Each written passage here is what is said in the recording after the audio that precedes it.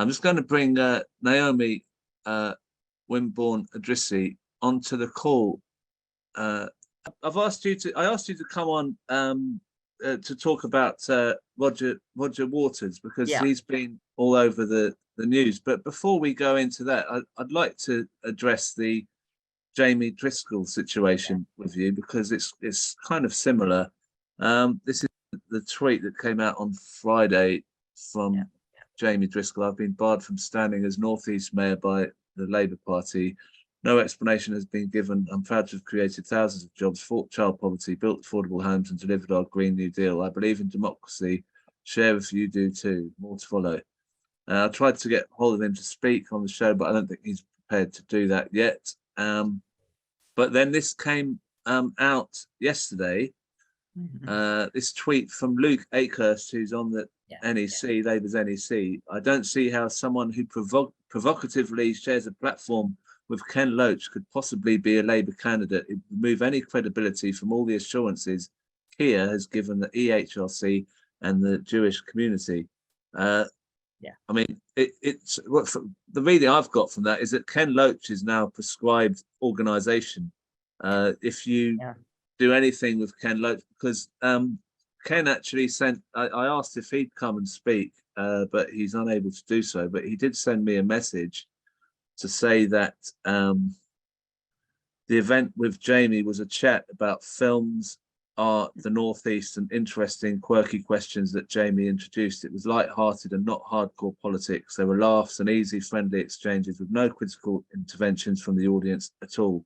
Nothing to do with any issues that could anger the NEC. All about Ken's art, his filmmaking. You know, it's incredible how they've been able to jump on that to get rid of this candidate. What's your assessment of it? Yeah, this was flagged up by people in Jamie Driscoll's area, actually. They were worried that this intervention was going to come some months ago already, because they'd had Jamie Driscoll targeted, the right had, I mean, as the last Corbynista, you know, a person in an influential position who had been one of Jeremy's allies. I mean, I know some people have some criticisms of Jamie, but he has stood up against the attacks on Ken, because this event that you just mentioned with Ken took place in March. And of course, Driscoll was attacked for it at the time, because Ken has now become regarded as if he were a proscribed organisation, which is quite extraordinary. And at the time, he said, look, I was having a conversation with a great socialist filmmaker. What the hell is wrong with that? He stood up on that. And he said that again in the last couple of days. So the Luke Akehurst intervention, it was expected, but it's absolutely shameful. And it just shows what contempt the leadership of the Labour Party has for its members, including people in prominent positions like Jamie Driscoll, because the party in North East England was already hemorrhaging members. And now that has become a flood. I mean, I've heard from individuals who've said, well, I'm out now, and so a lot of my friends, this is happening. So it shows that basically building a movement, having a strong membership, people in municipal authority who are doing good work, who respond to democratic interventions from their own members. This is no longer a priority for the Labour Party. The priority is to cleanse the party of people like us on this show, and it's terrifying. I mean, Tony's just put in there, it's beyond McCarthyism. It's really extraordinary. So there has to be a campaign against this. I don't think we're going to win. I don't think Jamie Driscoll is going to be allowed to stand in next year's elections for North East Mayor, this new position. Yeah, and it's horrendous. So, but those of us who are, you know, involved with this kind of campaign, we're giving every support we can, and I hope everybody else will. It is very similar to what's happened with Roger, because I mean, I'm just going to come on to that. But, the thing is that this is an artist. I mean, it's an artist being no platform, not for his art, but for something he said. The art has got to be separate, surely, to what someone says outside that anyway. But with Roger Waters, it's just been an incredible attack a smear attack on him from. I'm going to go through it, Okay. and then I'll ask you some bits in between. I've got some of the answers to what's happening, but I will go through it and show that the impact this has had. This is the first thing is this. This kind of sums up. I don't know who Peter Tedeschi is, but this is kind of all the smears in one tweet, so it's quite easy to use as an introduction. Roger Waters, once of Pink Floyd, is a rampant bigot and Jew hater. He dressed as an SS officer, firing a mock automatic weapon, put a Star of David on a pig, and engaged in Holocaust revisionism by co-opting the name of Anne Frank. He did it at a concert in Berlin. So that's the smear. As I say, all in one in some way. It's quite a good way of starting this discussion. Now, the fact about the pig this has been rebutted by Alex Nuns quite well here. It's become a fact that Roger Waters had a pig emblazoned with the Star of David at his gig in Berlin. It's been used by MPs to call for his shows to be pulled, featured in headlines in the Daily Mail, repeated by the BBC, except he didn't. Here is the pig in Berlin. So there was no Star of David on the pig in Berlin, as alleged by that tweet that we just seen. He also says the inflatable pig has been a feature of Roger Waters' shows for years. Each iteration has different symbols on it. In 2013, the pig featured the Jewish Star of David, the Muslim crescent and star, and the Christian crucifix, presumably in a statement against organized religion. Now, what would you say about the other allegations? The one about the SS uniform, for example. Where does that come from, and what's that smear? How's that smear misleading? Oh, it was very good, that first tweet you put up, because it really does encapsulate all the lies and distortions in one handy soundbite, doesn't it? Extraordinary. So for years, back in the 80s, Pink Floyd, of whom Roger Waters was a main early singer-songwriter, etc., and bassist apparently, they had this kind of drama thing about a fascist dictator, a person descending into madness and becoming a sort of fascist dictator. And they would don this costume, not an SS costume, not being a Nazi, not emulating Hitler or anything, but just satirizing and really sort of taking to pieces the idea that people can have these sort of ideas. It's mockery. It's absolutely opposed to fascism and any form of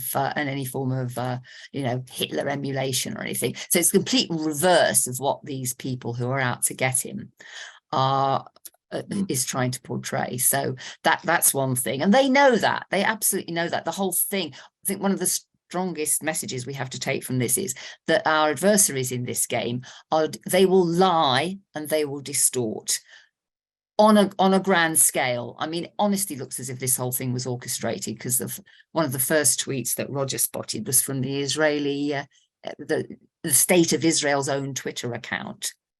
Right. Now, can I just ask one more about the Anne Frank one? Oh, yeah. No, Anne Frank, he had a dozen victims of oppression, their names emblazoned on these huge screens he shows. I'm delighted. I'm going to the show on Thursday. I'm really looking forward to it. And Wednesday. All sorts of people. Of course, one of them was Shireen Abu Akleh, and another was Anne Frank. And what Roger and his team are saying is, these are victims of oppression who we must support and venerate and work to make sure that their suffering isn't repeated. That's the context in which he put Anne Frank's name up. So for these people to come back and say he's a Holocaust denier because he dares to mention Anne Frank is completely, it's mad. And in fact, if you think about it, if he'd had a whole sort of pantheon of victims of oppression, and he hadn't put Anne Frank up there, they'd have said, you didn't mention any Jews. You cannot win. Right. Look, I mean, can I just say one? Sorry, don't want to. Yeah, go on. Yeah, and I think it's really important. Roger is outrageous. You know, I love him to bits, and you know, I know him. He is outrageous. He says outrageous things. He's had to apologize for things he said in the past. But this is a blatant campaign of lie and smear because of his political position. The show itself is a fantastic celebration of opposition to injustice, of a passionate commitment to all sorts of oppressed peoples, indigenous people, the Julian Assange campaign he's major in, you name it, Roger's there. And this is scandalous. But he's a fighter, though. He's a fighter there. He won't we won't lie down. What I wanted to say is that, you know, you say you're going on Wednesday or Thursday to see him, but this is happened since those years. We've got the Jewish Chronicle pressure builds on O2 to drop Roger Waters' show after Crunch Sadiq Khan meeting with venue chiefs. We've had, this is Labour MP Christian Wakefield in the House of Commons. The city of Manchester has a rich and vibrant history in which those of different faiths and backgrounds have lived together as well as stood together through difficult times and times of division. So I'm concerned to note that Roger Waters is due to play at the AO Arena in Manchester next month. Mr. Waters performed in Berlin this week and used the name of Anne Frank to stoke division, performed whilst dressed as an SS soldier, and used the Star of David on a giant pig to insinuate that Jewish people run the world, forcing the Jewish Representative Council of Greater Manchester to issue a statement condemning his divisive actions. Will the Leader of the House agree with me that concerts like this have no place in our society and shouldn't go ahead and agree to a debate in government time on the record levels in anti-Jewish hatred in this country? President, well, we won't bother listening to her response. But the fact is, he's just made out that all those things were true, those smears, and it does sound kind of horrific if they were as he's described it. In that context that he's drawn it up in. I mean, so there's no platforming attempt. Do you fear that it's going to work? I think that a concert in a couple of days' time, a massive, lucrative for the O2 concert, is not going to be cancelled with a few days' notice because of these alleged concerns. It's very frightening that they're even attempting it. But no, I hope not. I hope not, because I want to see the concert. I think one of the main things we've got to bear in mind, and you'll all be aware of this, is those lies were retailed by mainstream media over and over again without challenge, and that's very frightening. That's why Alex Nunn's rebuttal was so important, and I think lots of us have been retweeting that and supporting. There were some reports which included Roger Waters' own statement, which was very measured and which put the record straight.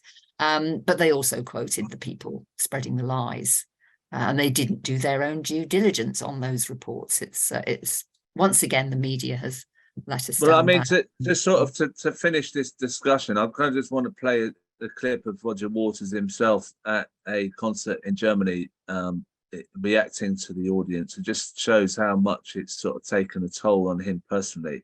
He is battered.